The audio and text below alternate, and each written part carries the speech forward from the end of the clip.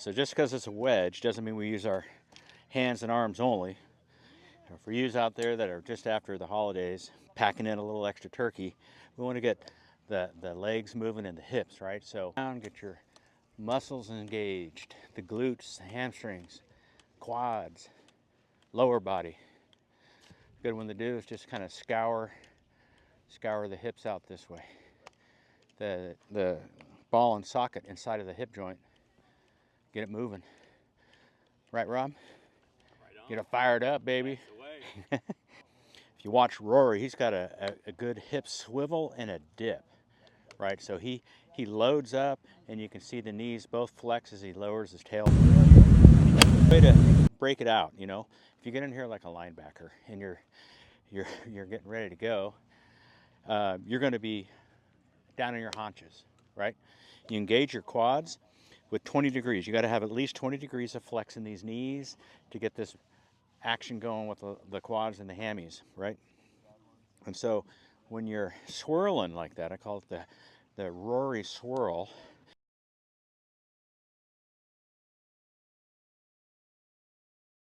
Matter of fact, let's take a look at Rory right over here and watch his hip action, man. It's incredible. He's going to load and coil, you know, swirl those hips. They go, drop, and push up again. An exaggeration would be like that.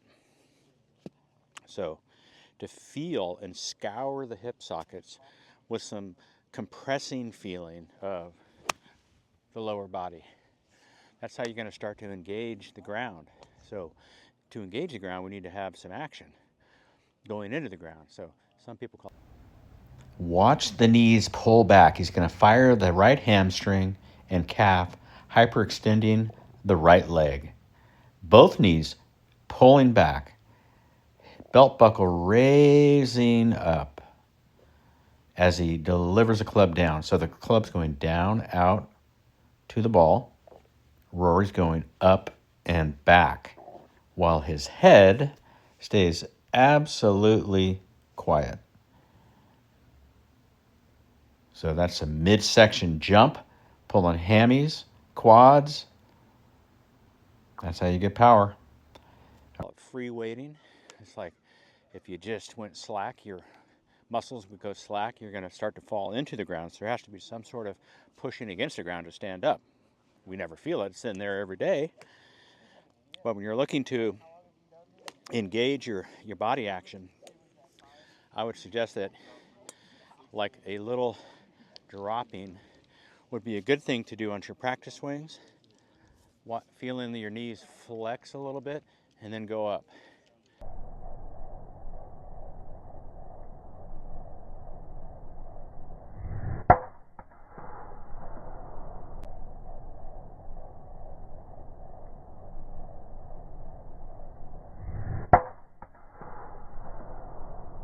The Rory swirl.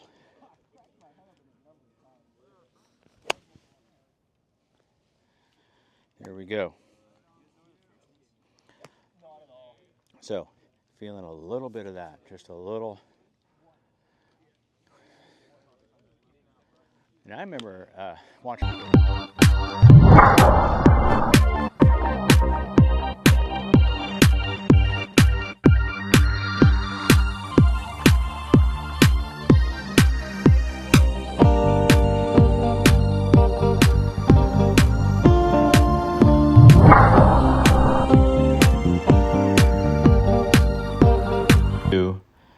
Of watching the lower body work. Now, look at the belt loop next to the buckle there.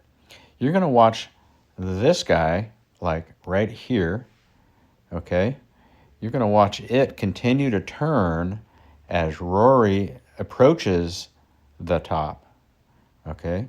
Late rotation, right there. Arms are just about reaching and the hips are still turning. Look at the chest turn. He's got about 100 plus degrees of shoulder turn there.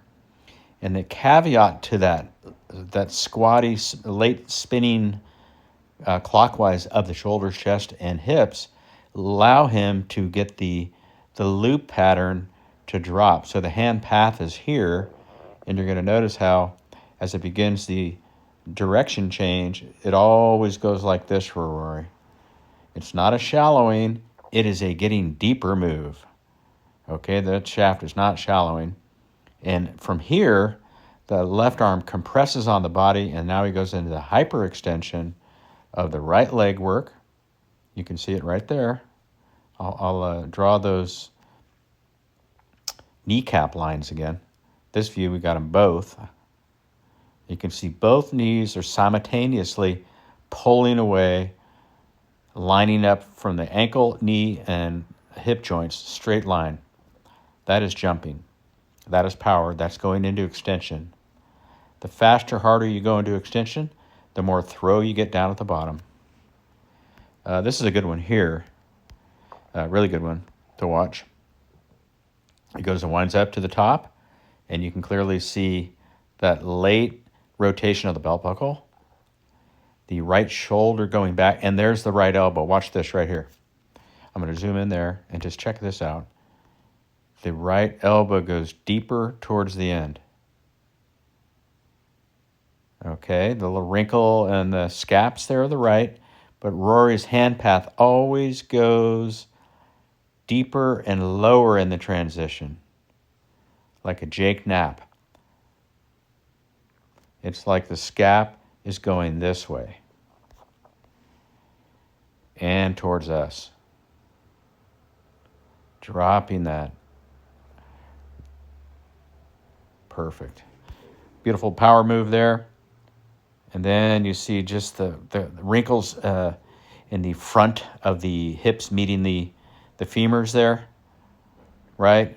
The creases of his pants near the pocket there on both legs, they go from no wrinkles on the left to wrinkles on the left to no wrinkles everywhere. Boom.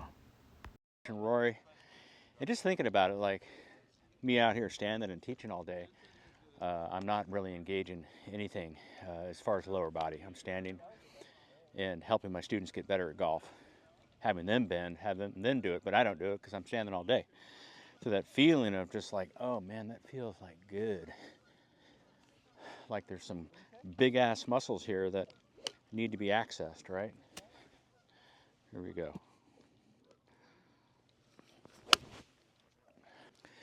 So like I was saying, just because it's a wedge doesn't mean that we don't engage the whole body.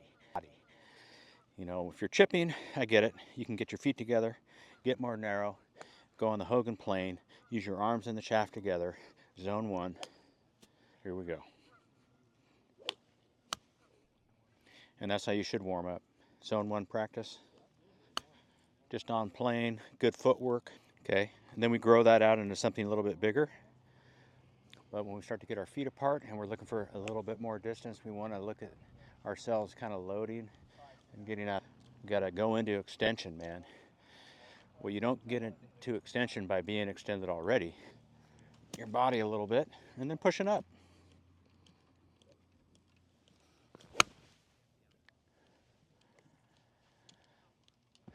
All right, so that's it. Do some pushing down and around, get your muscles engaged, the glutes, the hamstrings, quads, lower body. Good one to do is just kind of scour the hips out this way. The ball and socket inside of the hip joint. Get it moving. Right, Rob? Right on. Get it fired up, baby. Get it moving. Get out of the Tesla and get the Ferrari out, man.